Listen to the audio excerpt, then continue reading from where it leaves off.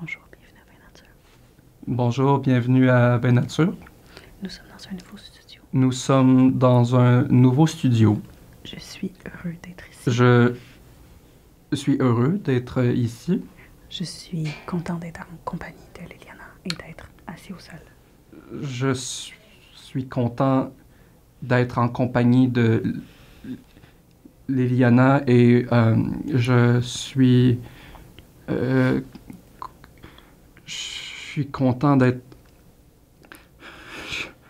je suis content d'être au sol. On est vraiment heureux. On est vraiment heureux de recevoir Marika de Coups Critiques. de Coups Critiques aujourd'hui. Excuse. Est-ce que tu vas faire mieux la prochaine fois? Oui, maman. C'était tellement bon! Bravo.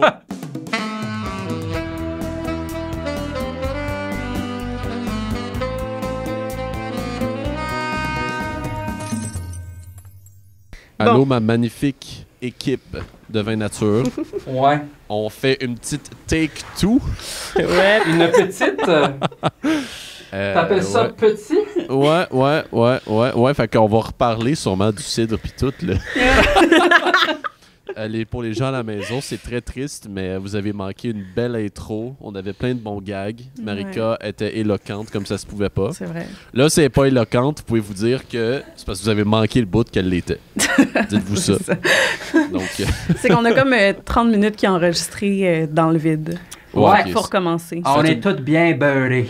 On est toutes passées dans le beurre. pas mal. Toutes dans le beurre. Mais tu sais, take two. Take Let's two. do it. Mais je ne suis pas aigri. Non, Moi, je non, pense non. que c'est juste parce que les gens ne veulent jamais me laisser partir. C'est une façon de me garder captive. T'as tout compris? On va te garder bien pour nous.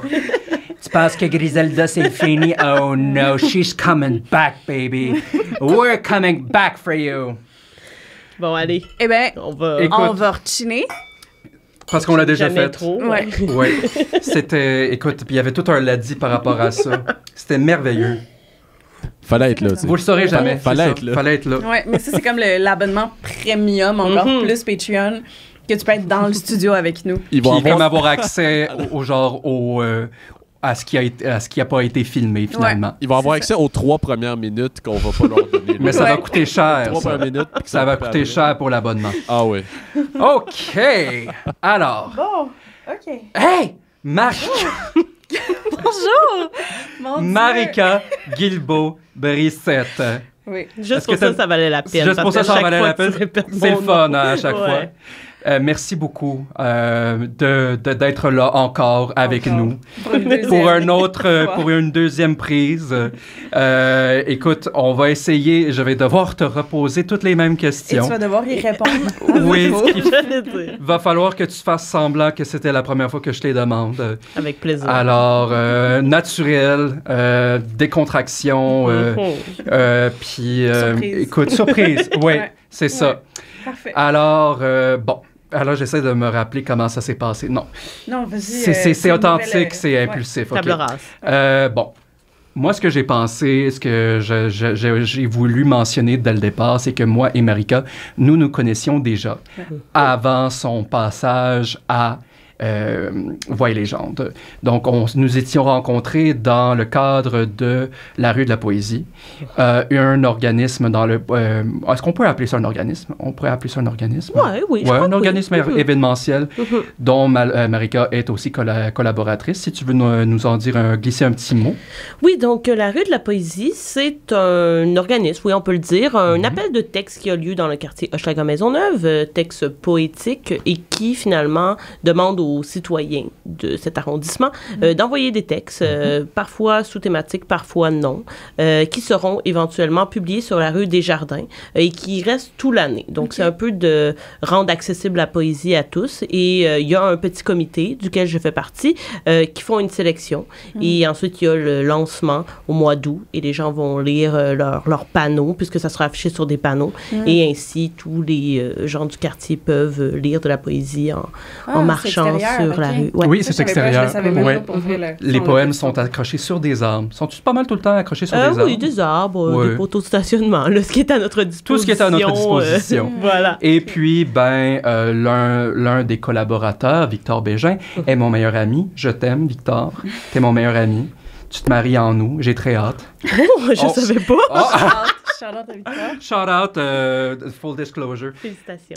Oui, on est content pour Victor. Mm-hmm. Et puis, te revoilà maintenant. On se redécouvre sous un nouvel angle. Tout à fait. Et je vais maintenant te laisser à nouveau l'espace. Marika Guilbeault-Brissette, qui es-tu? Oui, donc, je porte plusieurs chapeaux. Oui. Mais le plus important, c'est que je suis une maman d'un petit garçon de 3 ans qui s'appelle Rupert. Je suis aussi une amoureuse de son papa qui s'appelle Michael. Et dans la vie, mon métier, c'est d'être enseignante de français au secondaire. Sinon, bien, je suis rôliste, bien évidemment. Et je participe à tout plein de projets en lien avec le monde geek, les Amazones, un podcast sur choc.ca notamment. Je fais du grandeur nature, donc je vais à Bicoline. J'adore le cosplay. Tout ce qui touche cet univers-là, ça m'anime. Puis j'espère toujours y participer de façon de plus en plus active. Bref, une femme bien occupée. Ouais, quand même. Qui n'a pas les mains vides, Non. mais qui a... À chaque fois, je me sens un peu coupable. Je suis comme... ben, Tant que t'as du fun, tu sais. Ben, ah oui, c'est trop qu'il y a la culpabilité parce que je sens que on est dans un monde auquel on valorise justement les personnes qui sont productives de leur temps. Ouais, mais je suis pas certaine que ça soit positif de faire ça. Non. Donc, voilà. Je comprends. Il faut apprendre à dire non. Ouais. Mais justement, comme c'est une passion, on veut toujours dire oui, Oui. mais Oui. après, le corps, parfois, Ouais. suit pas nécessairement. Mais somme toute, Mais je pense c'est que qu'on du plaisir. Ouais. Je pense qu'on en est tous un peu victimes. Oui. Ouais, Tout le monde est exact. Absolument. Ouais. All right, génial. Ben, ensuite, c'est ça, on voulait te demander un peu comment est-ce que le jeu de rôle est arrivé dans ta vie, en fait? À quel moment est-ce que tu as découvert cet univers-là? C'est pas un parcours très typique. Là. En général, les gens ont commencé avec Donjons et Dragons, puis tout ça. Parfois, c'est très, très jeune, alors que moi, c'est plutôt récent. Donc, c'était en 2015, il y avait une de mes amies qui avait un ami, pour ne pas le nommer, qui est François Tousignan, humoriste, on le salue, salut François, que j'aime beaucoup, qui a créé un système basé sur un autre système qui existe, World of Darkness. Et lui, dans le fond, il voulait mettre à jour l'univers de Harry Potter. Donc, jouer des jeunes sorciers qui vont à Poudlard. Donc, c'est basé sur le système qui existait déjà pour en créer un autre. Et il cherchait des joueurs pour bêta-tester le jeu. Donc, elle m'a invité là, connaissant mon amour pour cet univers-là. Et j'ai commencé à jouer dans une énorme campagne qui a duré pendant super longtemps. Et c'est ça, finalement, qui m'a fait toucher au jeu de rôle et aux grandeurs nature, puisque c'est aussi lui qui m'a traîné vers Picoline. Donc, il a été vraiment une grande porte pour moi vers cet univers-là que je connaissais, mais auquel j'avais jamais touché. Et par la suite, ben là, il y a tout plein d'autres jeux qui sont arrivés dans ma vie. Et même avant Donjons et Dragons, j'avais mené une partie de Game of Thrones, qui est un jeu de rôle hyper complexe. Là, puis c'était la première fois que je menais une partie en tant que maîtresse de jeu. Donc, après ça, je me disais... Je peux tout affronter, il n'y a rien de plus compliqué que... mais voilà, fait que ça m'a quand même pris du temps avant de toucher à Donjons et Dragons, ce qui est pas nécessairement le parcours le plus standard. Non, c'est ça, effectivement. OK. Et tu as commencé à collaborer avec notre chaîne Grande Sœur, Adelphes, Co-Critique. On vous aime tellement, puis on est tellement reconnaissant du soutien que vous nous avez offert dans notre grand départ, dès le départ. Un bel accueil, là. Vraiment. Et donc, officiellement, tu as commencé à collaborer avec cette belle gang en décembre 2021. Et on voulait savoir comment est-ce que vous en êtes arrivé là? Mais la fois, c'est le contact avec Pierre-Philippe Renaud, Pépé de son petit nom, qui a fait en sorte que je suis arrivée parce que je connaissais d'autres gens du milieu, notamment Elisabeth Simpson, qui est animatrice de l'émission des Amazones à choc.ca. On les salue. Oui, on vous invite à l'écouter, c'est vraiment bon. Puis, elle animait avec Pierre-Philippe et avec Louis-Philippe Ferland du podcast des vainqueurs des vaincus, une émission estivale qui s'appelle Des discussions. Et puis, ils invitent des rôlistes. Donc, c'est 1 heure d'entrevue, puis ensuite 1 heure, un one-shot. Puis ça, c'était publié sur YouTube? Non, c'est sur la radio de l'UDM, et là, le nom m'échappe complètement. Comment je peux oublier ça? Mais, on ira checker ça tantôt. Ça. Et ça a encore lieu. Là. L'été dernier, c'est chaque été, donc vraiment. Et Elisabeth m'a invitée, et là, j'ai rencontré Pépé de fil en aiguille. On a commencé à parler. J'étais avec la chaîne On Start Tout Ça à ce moment-là, qui faisait des live Twitch. Pépé a commencé à nous écouter. Puis quand Co-Critique a dit « On a besoin de nouveaux collaborateurs, nouvelles collaboratrices », Pépé a proposé mon nom, une petite entrevue, et voilà. Ça y est. J'y étais. J'arrivais. En même temps que Kim Dupont. En même temps que Kim Dupont, qu'on salue aussi. On vous aime tous beaucoup. On vous aime aussi. C'est ça qu'on voulait demander aussi, tu sais, nous... vu que, tu sais, je pense en ce moment, beaucoup de chaînes, on est très autoproduites, tu sais, on est très autonome. Donc, nous, ici, tout le monde a plusieurs chapeaux, tu sais, puis je sais que c'est un petit peu la même chose de votre côté aussi. Fait que je voulais voir avec toi, c'était quoi les différents rôles que tu avais, parce que c'est ça, des fois, tu es joueuse, des fois, tu es narratrice, mais... Des fois, tu fais des vidéos, des capsules... Ouais. Ça, je suis moins à l'aise là, pour les vidéos seules. J'en suis une des celles qui en fait vraiment pas. C'est comme Pépé et Kim sont très, très productifs là-dessus. Moi, c'est un peu moins... moi, ce que j'aime, c'est travailler en équipe. Là, donc, de me retrouver toute seule devant mon écran en plein après-midi chez moi, ça m'anime un peu moins. Donc, c'est pour ça que les rôles de joueuse et maîtresse de jeu, c'est vraiment plus pour moi parce que ça nécessite de collaborer avec les autres. Je joue vraiment plus que j'anime.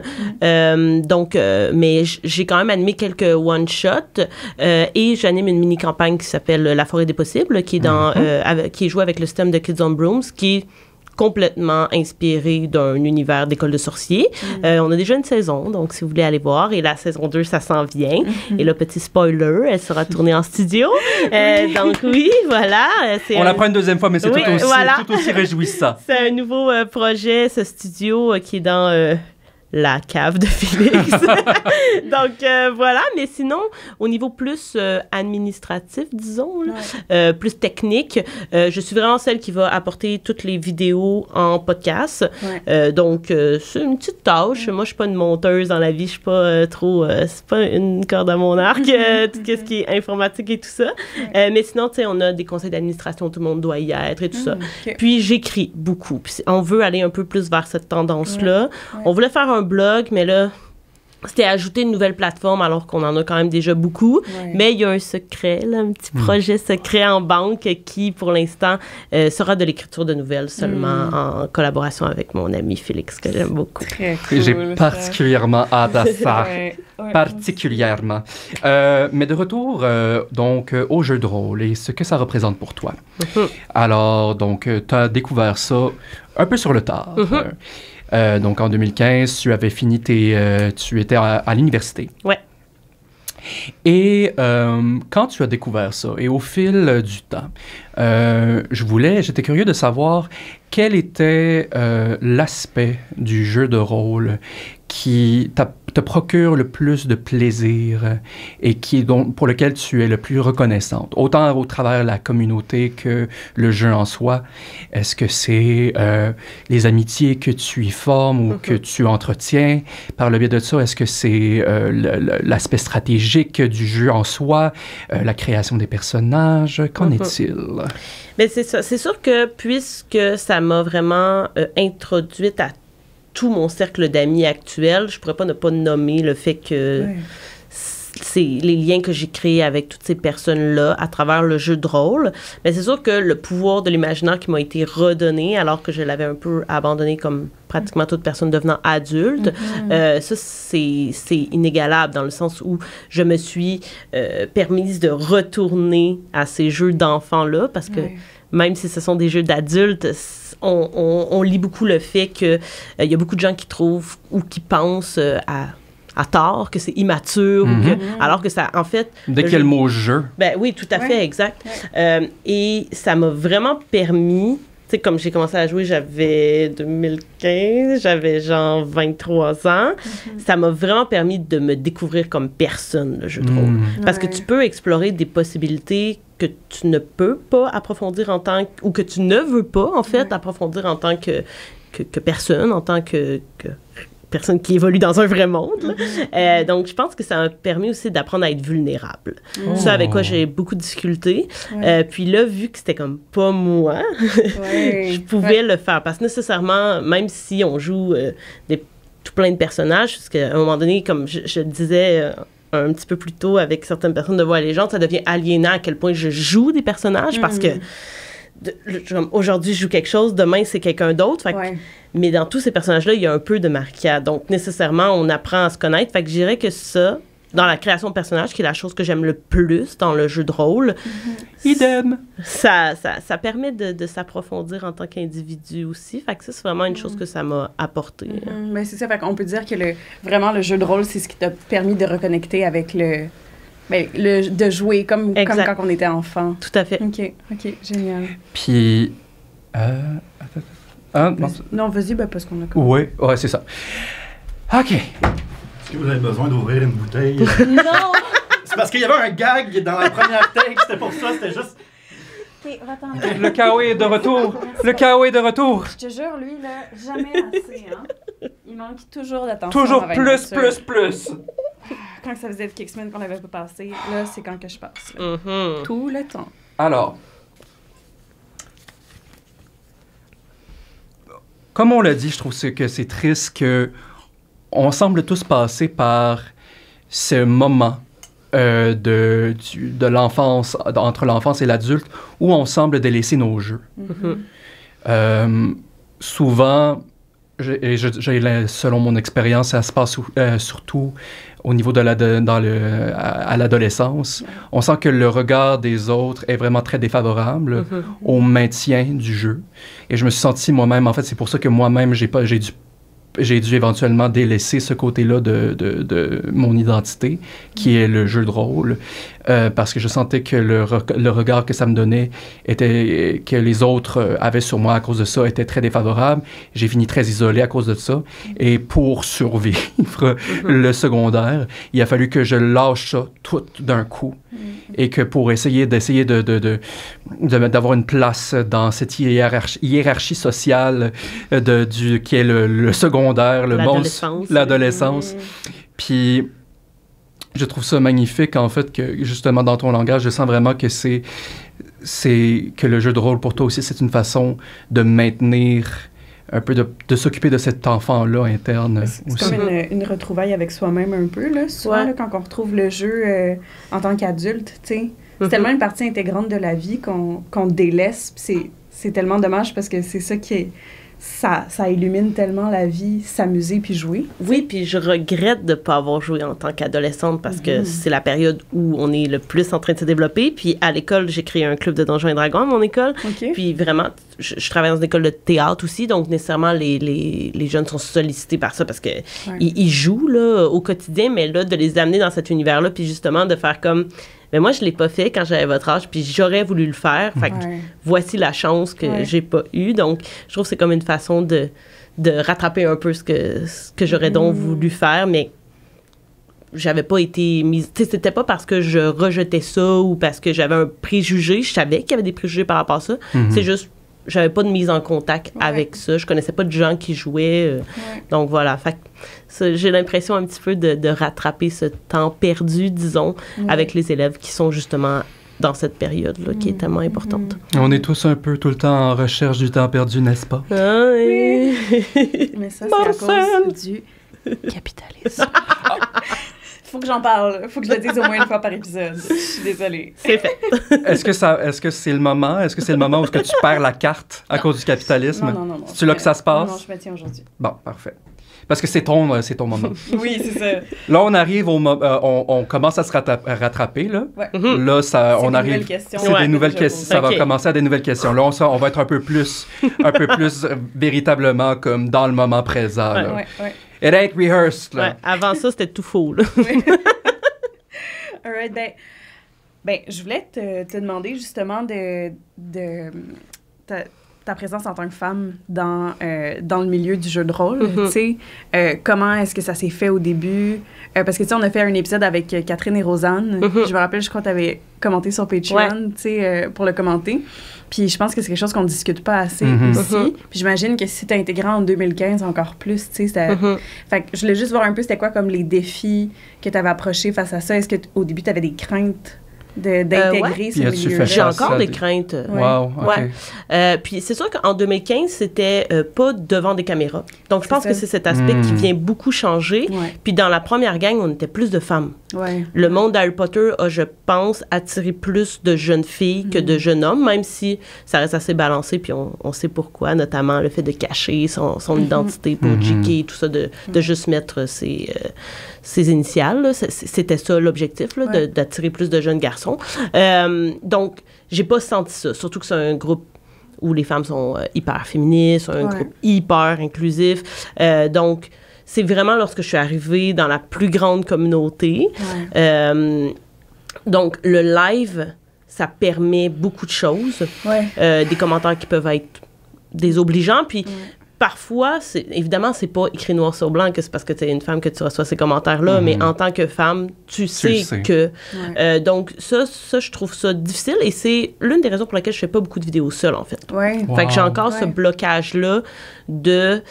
Ben, si c'est pas la face d'un homme cis, blanc, très souvent, dans la communauté, on va se le dire, là, il va avoir moins de likes. Ou c'est sûr qu'il va avoir au moins un pouce en bas sur mes vidéos, juste parce que c'est moi qui initie la vidéo. Mais tu sais aussi, tu sais, comme moi, je sais que j'aurais souhaité streamer, tu sais. Puis j'ose pas le faire parce que, pas parce que j'ai peur d'être devant la caméra ou que j'ai pas mais j'ai pas envie de me faire... que les gens soient plus sévères avec moi, juste parce que je suis une femme. Puis j'ai surtout pas envie de me faire sexualiser non plus, tu sais. Puis c'est tellement quelque chose qui peut arriver souvent, fait que... Ouais, c'est ça. Parce qu'on le sait que le milieu des médias, là, disons que être streamer, ça fait partie de ça, vient nécessairement avec une critique plus prononcée auprès des femmes. Tout ce qui est apparence physique, là, déjà en partant. Puis, ben... tout ce qui est hypersexualisation en streaming aussi. Fait que c'est comme... On devrait être rendu à une époque où ça ne nous arrête plus. Mais malheureusement, ça le fait encore. Puis je veux dire, tu sais, je pense que la communauté est quand même très bonne au Québec, là. Tu sais, j'ai pas vécu de trucs qui ont fait en sorte que je voudrais plus en faire, mais j'ai encore des petites réserves. Puis je suis assez contente d'être dans une gang où, là, présentement, on est plus de femmes que d'hommes. Vous êtes 50-50, là? Ouais, puis, tu sais, quand on nous a invités, Kim et moi, il y avait aussi cet objectif d'avoir une certaine parité, parce qu'avant, il y avait seulement Annabelle et 3 gars cis. Donc là, on est venu chercher vraiment un plus bon pourcentage, une bonne représentation. Puis, ben justement, les Amazones, pour en reparler, ça, c'est vraiment comme... Ça me remplit tellement de pouvoir d'aller là parce que je sais que tu sais, au départ, moi, je faisais vraiment partie des premières, des fondatrices de ce podcast-là.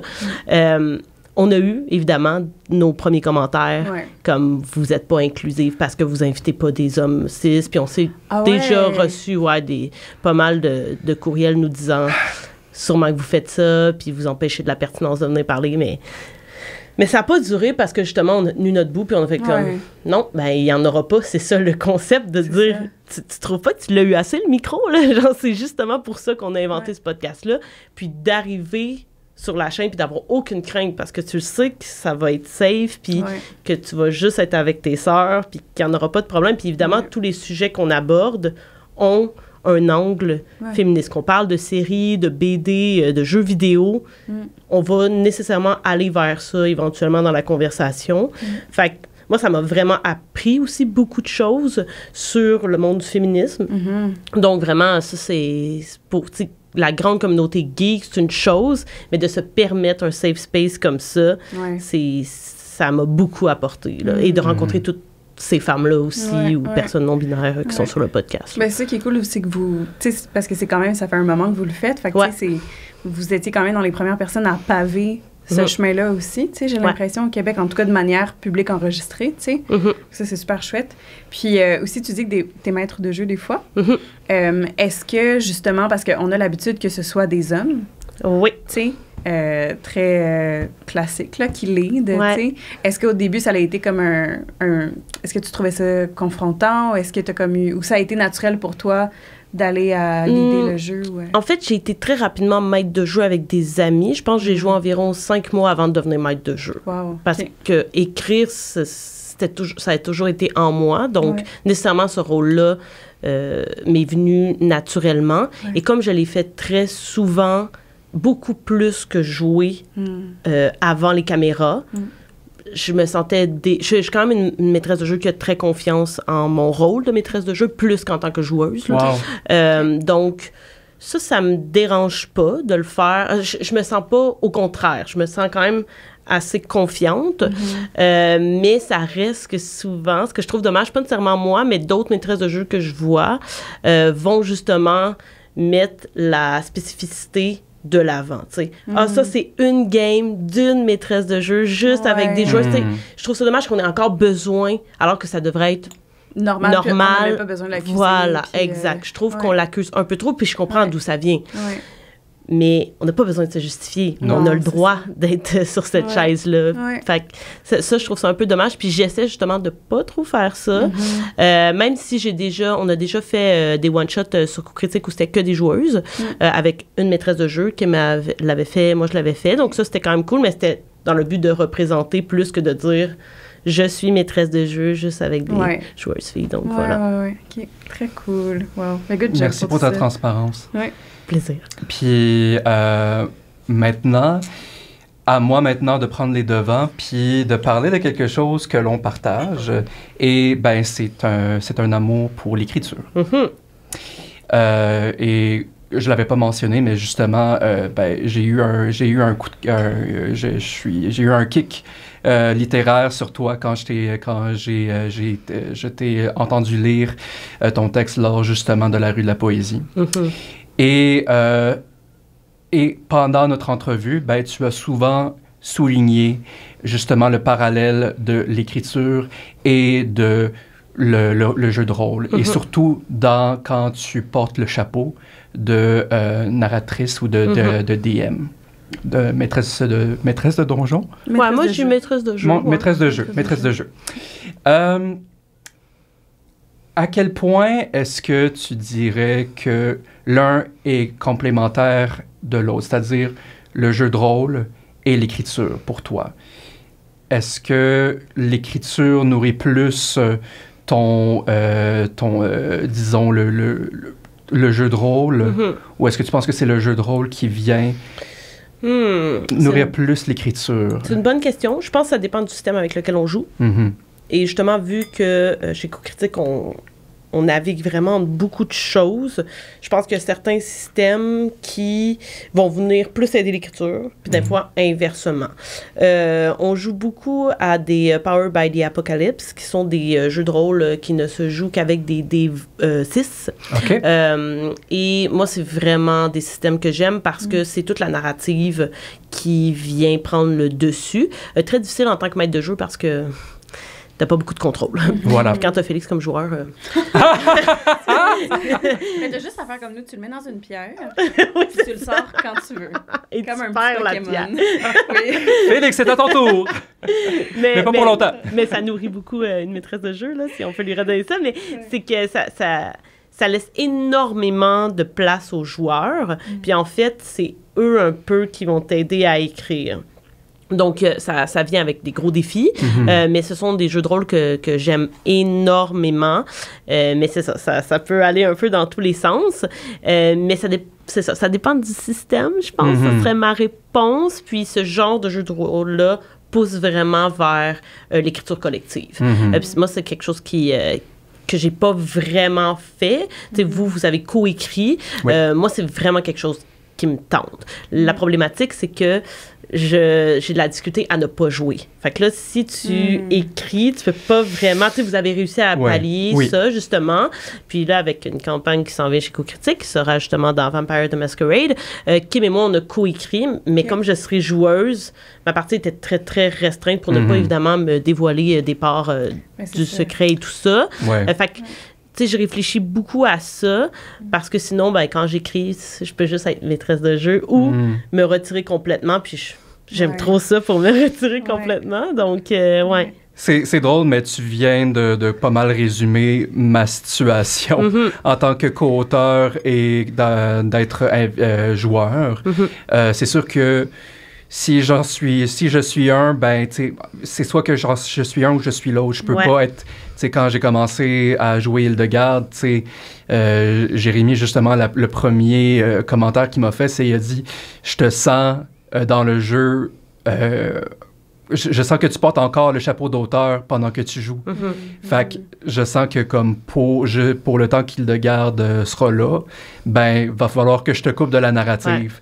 Parce que sinon, tu sais, je te sens trop comme, tu sais, t'es là, mais t'es pas là en même temps. Parce que tu regardes tout ce qui se passe aussi d'un point de vue d'auteur. Puis il y en a qui sont capables de le faire, ça a l'air, tu sais, mais... C'est effectivement, puis c'est drôle, mais c'est quelque chose qu'on m'a reproché aussi en tant qu'acteur, en fait, quand j'étais à l'école de théâtre. Il disait comme, on sent que surtout dans des créations, il disait, on sent que tu joues en tant qu'auteur. Puis... mais si je peux me permettre, moi, j'ai trouvé que c'était du brio, là, le fait que tu sois ajouté, puis même si, je veux dire, ça a été habilement apporté, puis... Je trouve que c'était très bien. Là. Je pense que c'est quand même un bon modèle de ce qui peut se faire pour quelqu'un qui a écrit et qui a joué ensuite la partie. Là. Tout à fait. Et justement, c'est drôle, mais tu as souligné parce que justement, quand on est écrivain, quand on écrit, ce qui est le fun, c'est que, justement, on a le contrôle. On a le contrôle de ce qui se passe. On n'a pas de... Puis... on n'a pas à se justifier pour quoi que ce soit. C'est juste toi puis le bout de papier ou l'écran. Là, quand justement, puis tu DM beaucoup, puis étant une maîtresse de donjon qui écrit beaucoup, ben là, t'es plus seul à écrire. Puis t'as plus le contrôle. Est-ce que tu sens que ça... Est-ce que tu sens que ça t'a fait grandir en tant qu'auteur, en tant qu'écrivaine, d'être dans ces situations-là? Oui, ben ça m'a appris justement à lâcher prise parce que le fait d'être souvent DM, pour moi, ça venait naturellement dans le sens où, oui, j'écris beaucoup, mais aussi, je suis quelqu'un qui a besoin d'emprise sur les choses.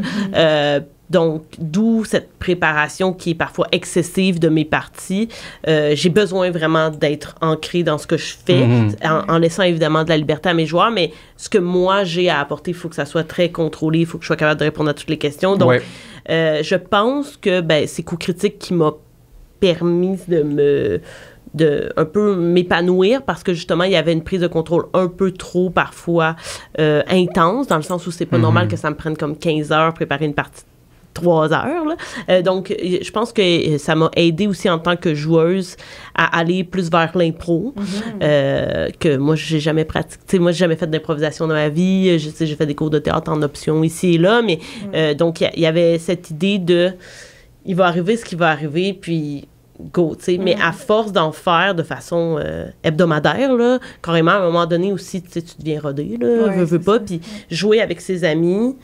Puis les gens critiquent, ce sont mes amis aussi. Mais puis jouer pour un public, ça ne demande pas non plus la même posture. Et ça, évidemment, un Coup Critique m'a apporté ça. Donc, je pense que ça m'a aidé à être un peu moins en contrôle, justement, même si c'est devant un public. Parce que aussi, je fais 100% confiance à l'équipe qui est avec moi. Tu sais, je me dis, même s'il y a quelques petits trucs qui sont pas tant préparés comme à la lettre, je sais que ces personnes-là vont prendre ce que je leur donne puis en faire quelque chose de merveilleux. Là. Donc, ça, c'est sûr que de se sentir supporté et soutenu, puis que l'enthousiasme aussi, quand tu proposes des choses, c'est ça qui fait un peu peur au début, quand tu intègres une équipe qui est déjà en marche, qui a déjà une certaine notoriété, de faire comme, est-ce qu'ils vont aimer ça? Qu'est-ce que moi je propose? Est-ce que ça va leur plaire? Puis de voir que la réaction est super positive, c'est hyper valorisant. Là. Je pense que tout le monde a besoin d'un peu d'amour. Oui, madame. On a un petit égo, là, donc... On en prend tout un petit peu. Il nous en faut tous un peu. Oui. All right. Merci beaucoup, Marika. Plaisir. Maintenant... c'est le moment. Mm. Mais là, parce que c'est ça l'affaire. Griselda, Ouais. alors, on peut... en fait, il y a peu de choses qu'on peut savoir de ce personnage magnifique, Clouded in Mystery. Et, ben justement, ce 10-10 est pour Griselda. OK, d'accord. Ouais. On y va un peu différemment. Donc, ça va justement... moi, justement, ce que je trouve le fun, c'est que ça pousse, nous, les créateurs de personnages, à découvrir des choses qu'on ne savait pas nous-mêmes par rapport à nos personnages. Donc, ou en connaître plus, justement. Alors, oui, c'est ça. Là, c'était le moment où j'étais comme à 10-10, je n'ai pas besoin de réfléchir. Hop là! Peut-être que oui. Peut-être un peu. Mais l'idée, c'est d'essayer de réfléchir le moins possible. Ouais. D'essayer d'y aller le plus spontanément possible. Parfait. Ouais. Mais ça prend le temps qu'il faut. OK. Aimerais-tu commencer? Je vous écoute. Je vais Je vais prendre une gorgée OK. pour me donner Vas-y du donc. courage. Alright. Donc, en fait, la première question, c'est, selon toi, avec qui est-ce que Griselda aurait pu établir le plus gros lien d'amitié dans Les Rescapés de Lox? Ouh là là, OK. Donc, de façon spontanée, je dirais... Je peux t'en dire deux? Oui. Léo et Yaka. OK. Ah ouais? Ouais. Ah, Léo parce que c'est le plus jeune. oui. Donc, Ok. Griselda, de sa vieillesse, aurait voulu peut-être... tu sais, on sait qu'elle enseignait Mhm. aux jeunes de sa tribu. Donc, Ouais. je pense qu'elle aurait voulu peut-être prendre un peu Léo sous son aile. Et on a vu dans le premier épisode avec Léo que tout de suite, il y a eu des petites frictions. Il y avait peur et tout ça. Donc, elle, ça l'amusait beaucoup de jouer de ça. Puis Yaka, juste par sa désinvolture, son enthousiasme, je pense que c'était un peu des caractéristiques de Griselda. Donc, nécessairement, elle se serait identifiée à lui. Très cool. Bon. Alors, de ce qu'on a pu établir, Griselda a dormi longtemps. Mhm. Elle doit avoir faim. Après s'être réveillée, tu sais. Ça serait, d'après toi, quelle serait la première chose quel serait son repas idéal après un long sommeil comme ça? Ah, des champignons, c'est sûr. Ah oui! Ouais. Fait que ce ne serait pas du cannibalisme? Parce que ça, c'était une de nos questions après. Là. Mais les champignons ne sont pas tous des myconides. Oui, je donc, comprends. ouais. Et on l'a vu en manger. Donc, nécessairement, Ah, elle c'est en vrai, mange j'ai pour vrai. sa magie, C'est mais vrai, j'ai oublié. elle en mangerait pour se nourrir aussi. J'aurais tendance à dire que Griselda ne mange pas de viande. Makes sense. Ouais. It makes sense. Absolument. Right. All right, Tu sais, on a eu le temps de découvrir des choses sur elle, mais pas tout. S'il y a un petit secret ou une petite information qui peut être dévoilée au travers le jeu que tu aimerais dévoiler, quel serait-il? Attends, faudrait que j'y pense un peu. J'essaie de me rappeler qu'est-ce qui a été dévoilé aussi. Attends, faut que j'essaie de penser. Là, qu'est-ce qui a été dévoilé ou pas? Ben, elle avait beaucoup d'enfants. Je suis pas sûre qu'on a nommé. OK. Non? On savait qu'elle était enseignante. On savait pas qu'elle avait des enfants, par contre. Oui, ils sont tous morts à cause du mal qui marche. Oh, les mamans. Et son mari également. OK. Son Ouais, mari elle avait également. 7 enfants. Ah ouais? Ouais. Ça, on l'a pas su. Ouais, oui, puis le chapeau qu'elle portait, c'est sa petite fille qui lui avait remis. Puis quand elle est revenue, elle, dans le fond, elle a été envoyée dans une mission un peu commando pour aller trouver de l'information sur le mal qui marche. Puis quand elle est revenue, toute sa tribu avait été décimée, dont sa famille. OK. Donc, c'est depuis ce moment-là qu'elle gardait le chapeau que sa petite fille lui avait confectionné. Ouch. Tu vois, je suis contente d'avoir posé la question. T'as bien fait. Ça T'as fait bien mal, fait. mais C'est c'est bon. tout à ton honneur. Aïe, aïe. OK. Écoute, on parle d'enfants. Quel genre d'enfant est-ce que Griselda était? Devait être quand même assez tannante, selon moi. Ouais. Tannante, mais aussi très curieuse et à l'écoute, là. Justement, tannante dans le sens, elle veut tout savoir, là. Tu sais, l'enfant qui dit tout le temps pourquoi, mais qui, justement, cherche à s'enrichir à travers ça et non pas juste à être gossante, là. Ouais. Donc, j'aurais tendance à dire ce genre d'enfant très allumé, observatrice, mais à la fois silencieux, justement, dans l'observation, là, donc qui cherche à comprendre les choses. OK. Puis, on sait aussi qu'elle était enseignante. Ouais. Quelle est, sorte la... de guide, ouais. quelle est la méthode d'enseignement de Griselda? Est-ce qu'elle est un petit peu plus tough love? Est-ce qu'elle est un peu plus parentale? Est-ce qu'elle est plus cool? Non, Ouais. parentale. Parentale, ouais, vraiment. Je pense que elle a pas choisi de faire ça. C'était ça. Donc, elle voulait juste que sa tribu continue de suivre des enseignements qui étaient très naturels, qui étaient finalement en symbiose avec la nature, et qu'elle s'était donné cette charge-là très naturellement de faire en sorte que ça perdure, d'où l'énorme tristesse qu'elle a vécue de ne plus avoir personne à qui, justement, transmettre ça par la suite. Fait que je pense aussi que pour revenir à la question par rapport au personnage, c'est Léo, c'était comme un potentiel pour elle de faire comme il y a encore des petits genoux que je pourrais à qui je pourrais transmettre des choses importantes. OK. Ah oui. Bon, alors on vient d'apprendre que Griselda avait un mari. Ouais. Et selon toi, à quoi ressemblait l'amour pour Griselda? Quel était son langage? Je pense que la raison pour laquelle elle est tombée amoureuse de ce Firbolg-là, c'est que lui, c'était le conteur du village. Ah! Donc lui, il avait écrit plein d'histoires sur leur famille, puis comme toute leur randonnée, puis leur expédition justement où Griselda était la guide, avait été traduite en histoire par son mari. Donc, je dirais qu'elle est d'abord tombée en amour avec ses mots, puis que c'est le mariage de elle, justement, qui explorait, qui découvrait des choses dans la nature, et de lui qui mettait ça à l'écrit, qui a fait ensemble que les deux se complétaient super bien dans leur amour. C'est probablement le 10-10 le plus difficile que j'ai eu à diriger jusqu'à maintenant. OK. J'aimerais demander, tu sais, parce que ça, elle a été endormie longtemps. Durant ce sommeil-là, est-ce qu'elle rêvait? Ça, c'est une bonne question. Je dirais qu'elle ne rêvait pas, sauf qu'elle entendait des gens lui parler. Puis les gens, c'était les Myconides qui lui murmuraient le fait que, il y avait quelque chose d'autre après. Puis c'était, je pense, ce conflit-là intérieur d'elle qui ne voulait pas se réveiller parce qu'elle, elle savait qu'il n'y avait plus rien. Elle avait essayé de trouver des solutions. Et finalement, tout ça avait été en vain. Donc, à un moment donné, elle s'est juste arrêtée à cet endroit-là, puis elle s'est fossilisée carrément. Et c'est là que son réel contact avec les champignons a débuté, à partir du moment où eux lui murmuraient dans son sommeil, dans ses songes, qu'il y avait autre chose. Et il y a eu autre chose. C'est un peu, je fais une petite aparté rapidement, là, mais parce qu'on aime les champignons ici. Mais c'est un peu comme on en parlait plus tôt quand on écrivait les questions, mais tu sais, les champignons sont comme dans la vraie vie, là.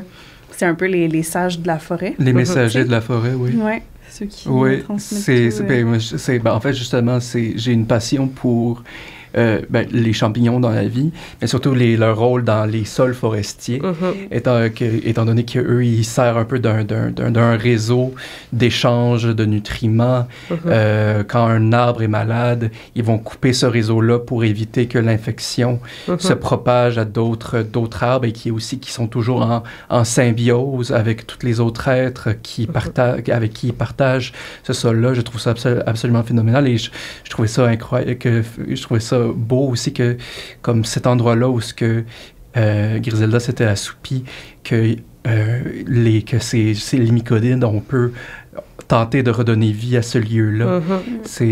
Puis, il y a l'analogie qui a été plus ou moins mise de l'avant dans les parties, mais de cette idée de...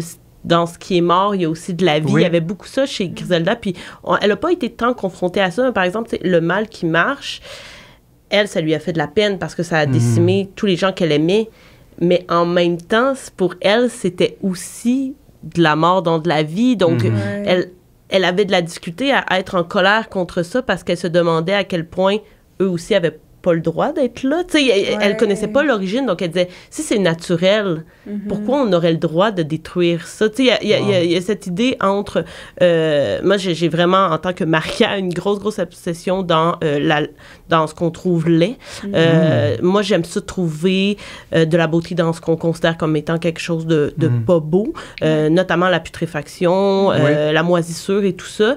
Merci Amélie Nothomb, c'est toi qui m'as ramené vers ça, mais je pense pense qu'il y avait beaucoup de ça dans Griselda, que ça a été plus ou moins mis de l'avant, mais à certains moments, elle lançait des catchphrases pour faire comme il faut être un petit peu plus nuancé par rapport à c'est quoi la vie, c'est quoi la mort, pourquoi il y en a un qui doit primer sur l'autre. Et dans le sommeil, justement, il y avait cette idée elle était entre la vie et la mort, elle était comme dans ce stade.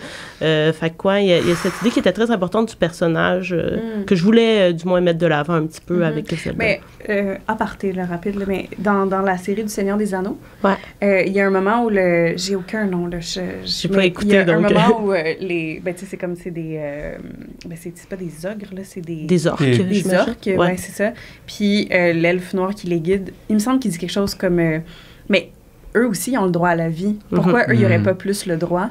Fait que c'est très intéressant, cette idée-là. Je pense pas que ça a été soulevé jusqu'à date dans la campagne, vraiment, mais comme... OK, oui, le mal qui marche décime des choses, mais pourquoi il n'y aurait pas le droit à la vie lui aussi, tu sais? Si c'est naturel. Voilà, c'est ça. Griselda, c'était cette idée de si ça n'a pas été créé par un humain ou peu importe la race, dans une intention qui est mauvaise, en quoi c'est pas aussi légitime que toi et moi qui vivons et qui, en plus, pour elle, tu sais, selon elle, beaucoup d'êtres font du mal à la nature. Fait qu'elle était comme... Pourquoi toi qui fais du mal à ma nature est plus légitime que le mal qui marche qui fait du mal au tien? Il y avait cette idée de mettre un peu tout le monde sur le même pied pour faire comme questionnons-nous sur qu'est-ce qui est légitime ou pas. Là. God damn ce personnage.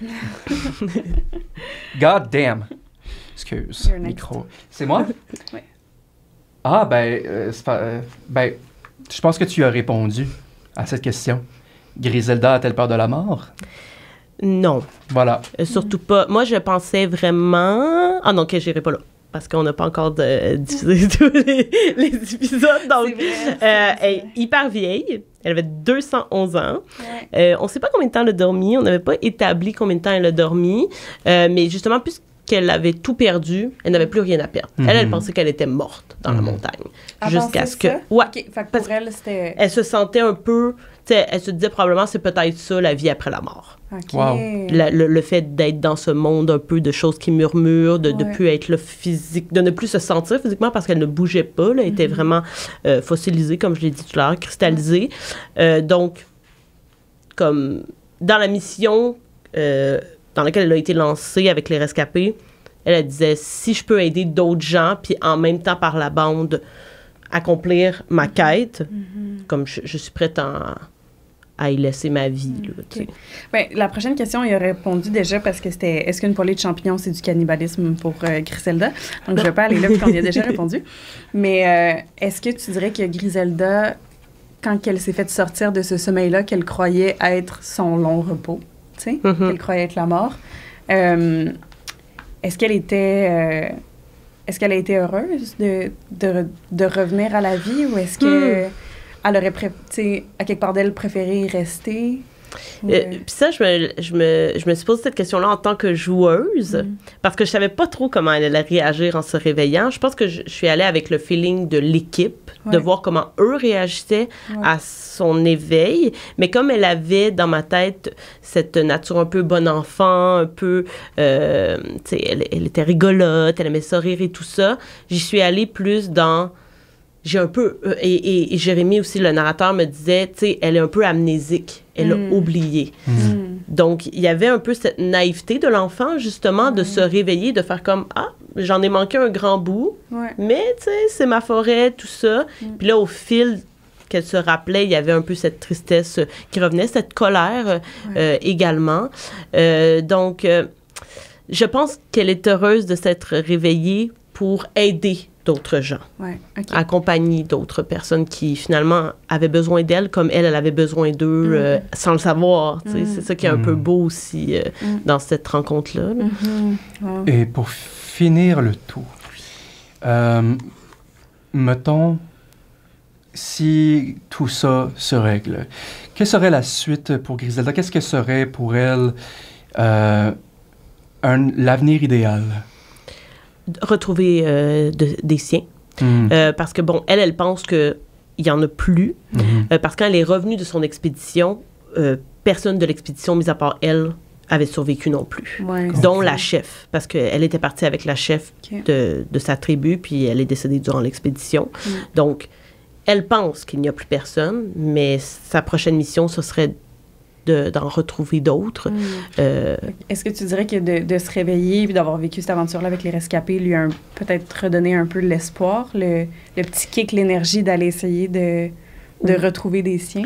Tout à fait. Puis même, je pense que ça lui a fait réaliser que même si les autres n'étaient pas des firbolgs, c'était possible de se lier d'amitié parce qu'elle, elle n'avait jamais fréquenté d'autres races. Là. Elle n'avait jamais parlé à des humains, à des elfes, à des alphelins ou quoi que ce soit. Donc ça lui a finalement montré cette possibilité que les êtres peuvent cohabiter, alors que c'est un peuple qui se cachait. C'est pas pour rien, ses capacités de devenir invisible, c'était le fait de ne jamais se faire voir. Donc je pense que c'est cette idée de, oui, sa priorité, c'est de retrouver des semblables, mais elle sait que si elle en rencontre d'autres petits êtres, c'est possible d'être amie. Une nouvelle famille. Voilà, exact. Elle ne sera plus seule. C'est un peu ça l'idée. Wow. Ouais. Wow. Ce personnage, ma foi. Ouais. Marika. Merci. Merci tellement. À vous. Merci tellement. Ça a été tellement enrichissant comme échange. Puis, encore une fois, on ne saura jamais le dire assez à quel point on est reconnaissant de votre soutien, vous, la gang de Coups Critiques, que vous nous offrez dès le dès les premières itérations, les premiers balbutiements de ce petit bébé chat. Dans le fond, c'est comme si c'était Griselda qui trouvait un petit un petit firbolg qui avait besoin d'être guidé, d'être soutenu, d'être montré de l'amour. Puis on ne saura jamais vous le dire assez. Merci. Puis avant de terminer, comme je vous l'ai dit, je suis un grand fan de ce que tu écris. Et si tu te sens à l'aise, j'aimerais t'inviter à lire un petit quelque chose. D'accord. Puis en plus, c'est comme super d'à propos parce que ça a rapport avec l'amitié. Donc, on parle souvent de la peine d'amour, mais on parle pas souvent de la peine d'amitié. C'est vrai, ça. Puis, je trouve que la peine d'amitié fait plus mal que la peine d'amour parce qu'on a moins de mots pour la dire que la peine d'amour. Donc, je vais écrire un petit truc à un moment, alors que certaines de mes amitiés avaient été rompues et ça se lit comme suit. La tristesse due à l'amitié est plus meurtrière que celle engendrée par l'amour, parce que plus inattendue, moins commune, une blessure de chainsaw. Elle scie les jambes et fend le cœur. On devient bois mort au sol d'une forêt dans laquelle tous les conifères se tiennent encore bien haut. Ensemble, ils s'entremêlent pour toucher le ciel de leurs branches, touffues, pendant que moi, je me mêle au lichen de la solitude, du rejet et de l'amertume. Je voudrais être une belle fleur parmi les autres, mais je ne suis qu'une herbe folle qui se glisse dans les craques qui veulent bien céder sous le poids de ma médiocrité. Wow, merci. Voilà. Merci d'avoir Je suis content. Je suis content. Ça fait plaisir. Et donc, vous pouvez suivre Marika et la belle bande de Coups Critiques. Donc, je pense que j'aimerais ça mettre le lien de votre chaîne dans la vidéo. Vous pouvez voir des vidéos faites par Marika, des entrevues avec Marika, des jeux où Marika DM, où elle est joueuse. Il y a plein de Marika. Il y en a assez pour tout le monde. Et aussi pour les Amazones. Oui, tout à fait. Donc, toujours assez actif. C'est aux 2 semaines sur choc.ca. Donc, on parle de plein de sujets qui peuvent vous intéresser, surtout d'actualité, là, donc les séries. On parle beaucoup de séries et de cinéma, surtout plus facile à consommer que des grands livres et compagnie. Mais jeux vidéo également, pas mal. Puis c'est très, très diversifié, l'équipe, donc on vous invite à nous découvrir. Cool. Marika Guilbeault-Brissette, merci immensément. Et aussi, merci pour ce bon cidre. Ça fait plaisir. C'était une bonne joke au début, mais on dépend sur nos invités pour boire de l'alcool. Donc, presque du vin nature. Presque du vin nature. Grand merci. Santé. Et à vous, nos auditeurs, merci immensément. Comme toujours, prochain épisode, cette fois-ci, c'est vrai, ce sera notre Alexandre National, notre Cassius. Daddy Cassius. On va lui poser toutes vos questions de Daddy Mommy Issues. Alors, on s'y voit. Et comme le dit si bien notre narrateur, si l'aventure vous appelle de grâce, répondez. Bye. Bye bye.